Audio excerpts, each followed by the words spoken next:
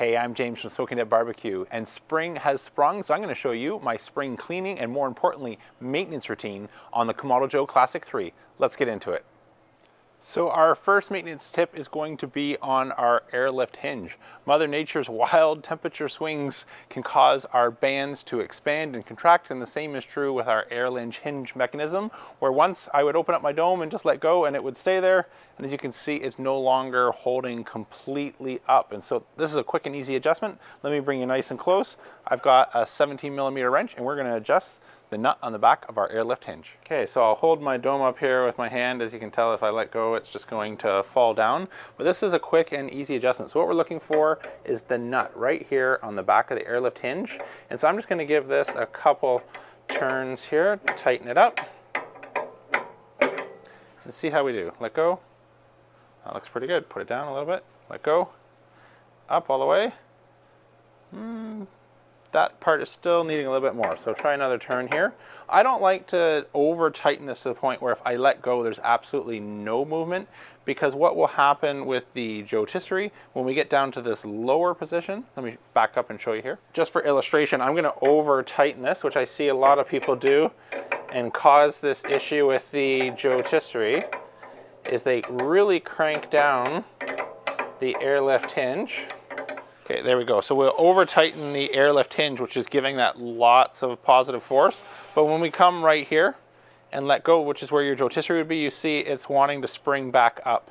And so this is not going to give you a good seal on your rotisserie, and it's going to cause smoke to leak. So I don't want this much force in it where I bring it down and immediately it's wanting to back up. So what I'm going to do is just loosen that back and show you about the right amount of slack that I prefer. Okay, so now that we've loosened that off a little bit, if I were to bring it up, you can see I'm no longer getting positive pressure where the rotisserie would be. So that's going to help my dome remain sealed and make temperatures easier to control. And it will stay more open than it did before. So when I let off, I'm getting a little bit, I might give that 1 or 2 more turns. I like it only about an inch or 2 drop, and that's moving about 6-7 inches. So we'll just tighten that a touch. Let's try that. There we go. So now when we let go, you see all the way to the top, let go, and we're getting about 2-3 inches worth of movement. I find that's about perfect. So that's still going to be really easy to get in and out of the Joe, yet at the same time when we come down low, we're not getting any positive pressure back up. Now that we've got our Airlift hinge adjusted to where we like it, let's get to work on recalibrating our temperature probe. Okay, so our temperature probe is secured with a little nut. So I've got a 13mm wrench. I'm just going to loosen that off and I'll be able to do the rest by hand. There we go. You don't want to over tighten that as to put too much pressure of the outer portion of the probe into your ceramic. So normally finger tighten is just fine. This is the piece you don't want to have jammed in.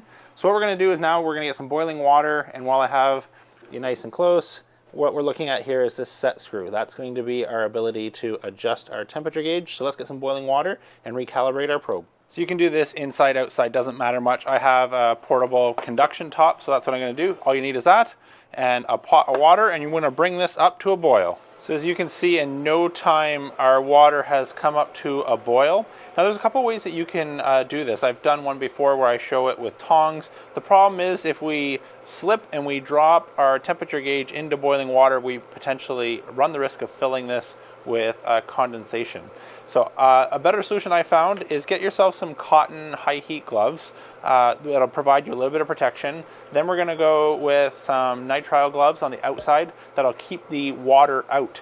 These aren't as heat resistant as my normal safety gloves, but the problem with these is once they get wet, it almost will immediately burn you underneath, and the nitrile gloves don't fit over that. So this will be more than enough to help handle. The other thing I have is if you have some skewers or chopsticks, what we're going to do is just put some elastic bands on each side of that. Let me show you here. That'll hold our probe, so we'll be able to set this in and it'll be nice and easy. I'll take you fast forward while I get this all set up. Okay, so I have my Joe Junior and my Classic Joe temperature gauge ready to go, and the only other thing that we want is a small little flathead screwdriver so we can adjust the set screw. What you want to look for is getting your temperature right to either 100 degrees Celsius or 212 degrees Fahrenheit. But I find with the big bold line right on 100 degrees Celsius, that is a little bit easier to read. So that's the one I go to. Adjust, of course, if you have a sea level altitude issue to adjust for. So let's drop these in, see where we're at.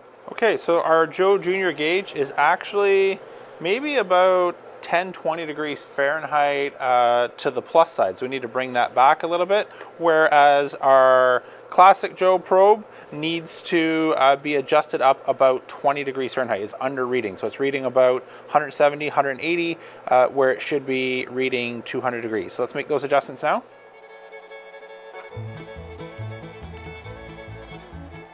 Okay, our classic Joe is right on the money. Take advantage of that steam to help clean our face. And so the only other thing I mentioned here, I needed a bit more torque than this little screwdriver, so a larger flathead will do. And lefty-loosey is going to increase your temperature. Righty-tighty is going to drop the probe. So since we are 180, wanting to get up to 212, I made two small little adjustments to the left. Let's bring down our Junior, which I know is just a touch too tight, so I'm going to give it a little turn righty-tighty and recalibrate that again. And looking straight down from above on the gauge, we are exactly at 100 degrees Celsius or 212 degrees Fahrenheit now on our Junior probe. Okay, this next one is perhaps the most important of all, which is making sure that our bands are tight. These can work loose over time, and so what I want to check during spring maintenance is the set of 6 bolts on each side here, which is fastening our bands to our airlift hinge. Make sure that's nice and snug. And most important here is our band tension on the dome. These can work loose. Now this side shelf can get in the way. I can fit on the top, but these bolts are going to give me a little bit of trouble getting inside. So really quickly, I'll just get a 10mm wrench and I'll take these off and fast forward. Okay, so now I'm able to get my Allen wrench in, and I'm going to just go to hand tightness here. And even though I've recently done this, you can see I'm getting several turns. That's just the difference from when I did my how to completely adjust the dome video and remove this. That was maybe, I think, January. I'll link to that down below, by the way. If your dome is out of alignment, you get overbite, underbite. That video shows you how to fix that. But since that video in the cold, I'm already getting several turns of the wrench here. And I'm grabbing just midway, so I'm getting not the full torque of the wrench. I don't want to have an extra extended lever and over tighten this, but mid-wrench, sort of finger for grip, and I am able to get a couple turns. That feels pretty good. Let's check our top band. And just like the bottom, there's a little bit room, not as much. And finger pull here, tightness, that looks good to me. Before we put our 10mm away, let's check these back bolts. That's good. Good. A little bit there, a little bit there, nothing there. Nothing there, and a little bit there, other side, nothing there, nothing there, a little there, nothing, oh, a little bit on that one, and a little bit on that one. We are now done with our airlift hinge. Okay, next up we're going to deal with sticky or stuck control tower top. So there's normally 2 types of ways that this can get stuck. One, if we wanted to be able to adjust our slide, which you can see I'm not having any issues. This normally happens if you do just a whole bunch of low and slow cooks and you let fat get built up in that track. I cycle between low and slow, hot and fast, and that tends to keep it in good working order. The other area that can become stuck is the slide out to open all the way, where grease can build up underneath here and start to stick, and you don't notice it when the grill's hot.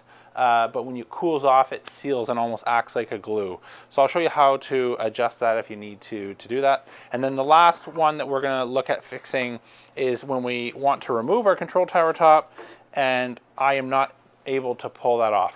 And so for the life of it, do not hit your control tower top with a hammer or a stick or anything left and right. If you can't open this left and right, or you can't open this left and right, do not put side force on your control tower top, because this is where you see online with people of broken control tower tops or the dome where the control tower top goes and it's just missing, it's usually because they either admit it or they were too afraid to admit it, is they've given this a big side blow, and that's putting side force on some fragile ceramic coming up. If you need to get your control tower top off, the best way to do that is to get something like this stick, put it up inside against the bottom, and then you just give that a little tap and you're able to help lift that up if you need to get that. Let me just actually remove that so I don't send it flying.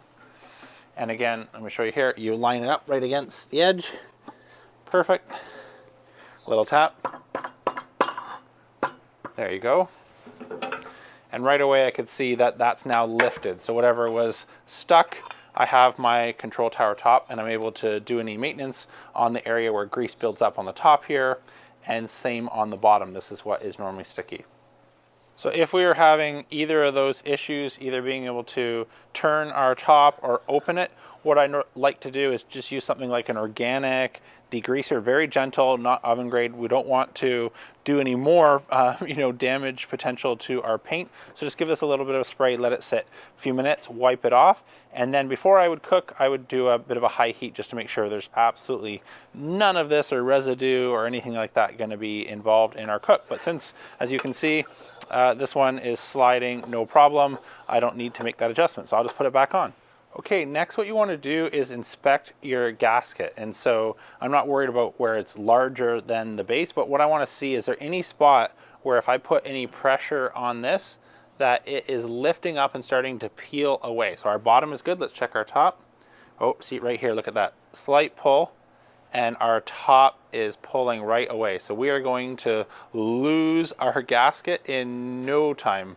So let me show you how to fix that, because this is not going to last. It's not without its risk. So one thing that may happen is we'll put some extra stress on your gasket. So you know how in movies the bad guy's like, do you want to take the easy way or the hard way? Well, it's a little bit like that. So the easy way on the bottom gasket is just to apply that and stick on our gasket, let it cure, and we are done. The top gasket presents a little bit more challenge because we are working on this angle and not able to get a good seal. So the easy way would be just to try and ignore that and start putting on a little bit of our high heat silicone. So I think it's Permatex Gold is another good one, but you're looking for about 600 Fahrenheit or higher high temp silicone.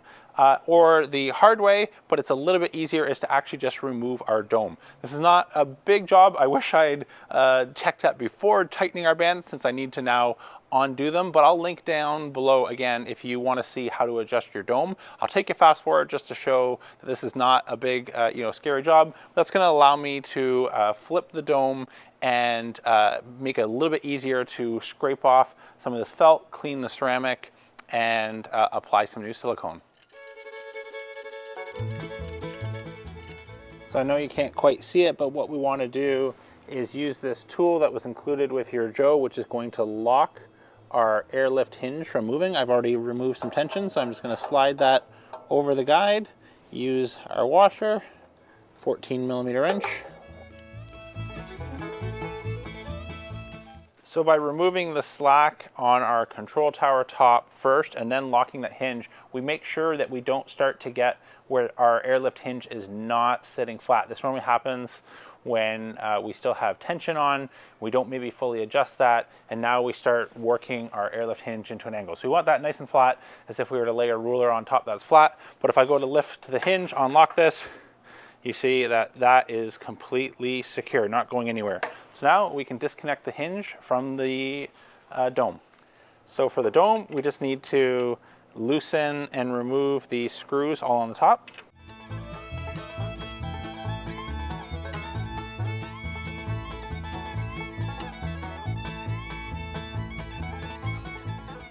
Okay, so we have all our screws off the back, so now I want to remove the control tower top.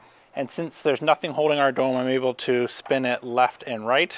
So now I can just pick it up, flip it over, not your wife's good towel, lay that down in, just for some protection on the dome. Okay, and just like so, we've got a nice flat surface. We can get to work on resealing up our gasket with some high heat silicone. So this felt looks pretty good to me. You can remove the felt and then scrape this and then wipe it with acetone. But since it looks pretty good, I'm just going to pull this gasket all the way off and then start to lay down a new seal using our high heat silicone. Okay, now I'm going to lay my gasket back down and then push it flat to help make sure that we're getting plenty of silicone coverage on our gasket. So to help it not slide around while we reinstall everything, I'm just going to use some temporary duct tape here and stabilize our gasket. Okay, our temporary support looks good. Let's flip the dome back over and get to work to reattaching our airlift hinge. So we've got that straight. I used the airlift hinge, which I'm pointing to and you can't see. So I used the airlift hinge lock just to help line this up. So now we can go to the back and reattach the airlift hinge spring mechanism. So opposite of before, we'll just reinstall our spring mechanism. Do the washers and bolts. I'll take you fast forward for this again.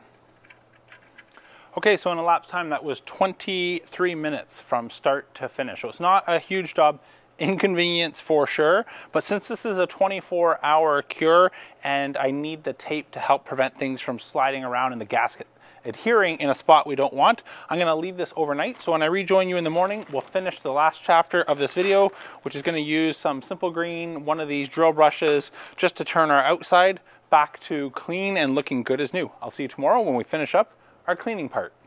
So as you can tell, it's the next day and I've removed the tape. Our gasket's sealed really well. Pull on it, nothing's moving. I've even had a chance to do a cook, but now we've got a little bit of that duct tape residue along with all of that other dirt and grime on the outside of the dome. So if we want to clean our dome, make it look good as new, there's two ways we can do this. Kind of the old-fashioned hard way with a little bit of elbow grease, or the easy way. I choose the easy way. Let's do it. So I can put a link down, but if you just search on Amazon, there's these little brush kits that will work with any cordless drill, and it just makes so much easier work of scrubbing. The only other thing that you want is a microfiber cloth, and that's because we don't want any of that simple green coming down and potentially starting to work on that band that we just resealed. So I like to get a couple sprays on, manage some drips, and then hit it with the drill to start getting this a little bit clean. I'll take you fast forward and see you in a couple of minutes once I've done my first round of cleaning. And through the power of TV magic, our grill is looking good as new. Here's a quick before versus a quick after, so you can see our cart, our side shelves, and our dome look years younger after about 5 minutes of going at it with the drill. Now you can absolutely do this manually if you want to roll up your sleeves. I've already done that, but get your elbow grease going. Just let the simple green sit a little bit longer, as it doesn't have time to start breaking down some of those stuck on oils if you just spray and get to work, whereas the drill's got that extra little bit agitation. It makes light work of that, especially if you have on the back of your dome some of those baked on grease lines. And like always, a little prevention goes a long way in terms of maintenance. So when you see those black grease lines, it's easiest to clean them up the day of when they're still fresh grease versus ignoring it, doing a steak or a pizza at high heat, because then you bake them on and then they just become that much more difficult to remove.